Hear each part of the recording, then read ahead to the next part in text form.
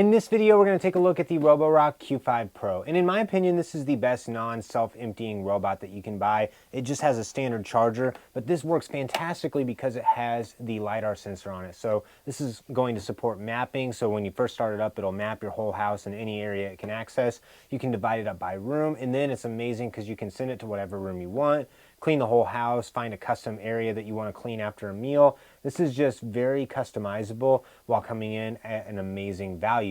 So the only drawback to this is you actually have to remove the dustbin from the back and empty it out manually, but it's very easy to do that, and I can run this for a long time without having to actually empty it out. So if you don't care about having to empty it out from the back, then this is the vacuum for you because the LiDAR sensor does work so well, has mapping, the battery lasts for a really long time to clean your whole house up. I've had a lot of luck with using this in bedrooms as well as in a living room, kitchen, dining room, and this will go under beds just fine. It doesn't get stuck very often. It does a good job at moving itself around. It's got the cliff sensor so it won't go over stairs. It's got the bump sensor on it. It also has this little mop pad too, which to me is not really a selling point of this vacuum. You can put water in this, put it on the bottom, and it'll basically just drag the water along with it. The big problem with this vacuum is it doesn't have no mop zone. So if you don't want it to go to an area, you have to set it up as a no-go zone.